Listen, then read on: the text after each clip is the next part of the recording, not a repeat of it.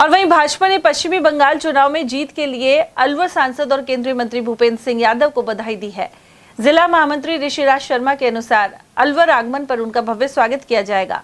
उन्होंने कहा कि चुनावी रणनीति के चाणक्य के रूप में अपने आप को भूपेंद्र सिंह यादव ने साबित किया है।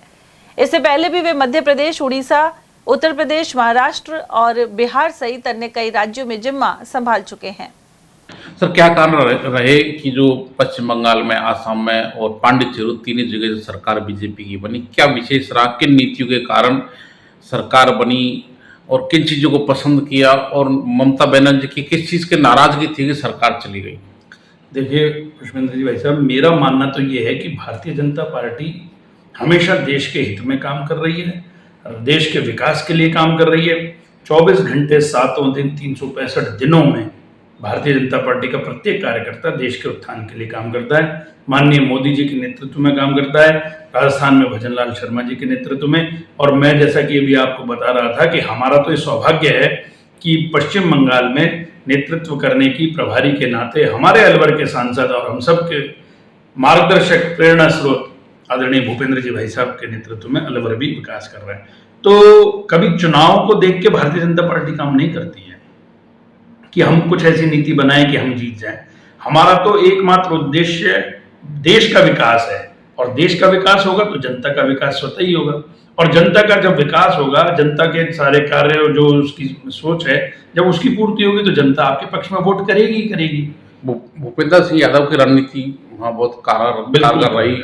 अब लगता है कि सटीक रणनीति का भी महत्वपूर्ण योगदान है। निश्चित रूप से भूपेंद्र जी भाई साहब का जो चुनाव है, जो यहाँ का चुनाव हमने देखा था पहली बार जब मुझे अनुभव हुआ, तो बहुत माइक्रो मैनेजमेंट पे काम करने वाले व्यक्तित्व हैं भूपेंद्र जी भाई साहब।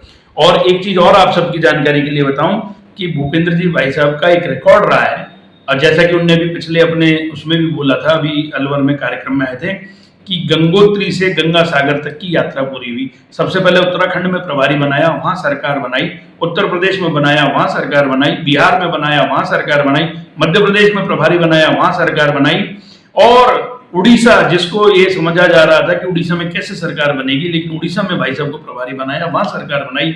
और पश्चिम बंगाल जैसा जटिल विषय, जटिल राज्य, जहां पर ममता बनर्जी ने पूरी तरह से उसको कैप्चर कर रखा था, अवैध प्रवासी वहां पे बैठा रखे थे, बांग्लादेश के कितने ही सैकड़ों लाखों अवैध लोगों को घुसाकर उनके दम पर, उनके षड्यंत्र रचकर ममता बनर्जी शासन कर रही थी। उस सबको विध्वंस किया, वहां के कार्यकर्ताओं में जोश भरा, वहां के कार्यकर्ताओं को साथ लेकर भारतीय जनता पार्टी की सरकार बनाई है। और आप देखिएगा, कोई अतिशयोक्ति नहीं है, जिस प्रकार नक्सलवाद का खात्मा हुआ भारतीय जनता पार्टी की सरकार बनने के बाद में, चाहे वो छत्तीसगढ़ का हो, चाहे वो झारखंड का हो, और जिस प्रकार से अभी भी नक्सलियों के विरुद्ध पूरी कार्रवाई चल रही है और अब बहुत कम सुनने में आती है, उसी प्रकार पश्चिम बंगाल में भी जितने आतंकवादी गतिविधियां हो रही हैं या जितनी भी गैर भारतीयों के विरुद्ध गतिविधियां हो रही हैं, उन सब पर अंकुश लगेगा। पश्चिम बंगाल बहुत सेंसिटिव राज्य भी है।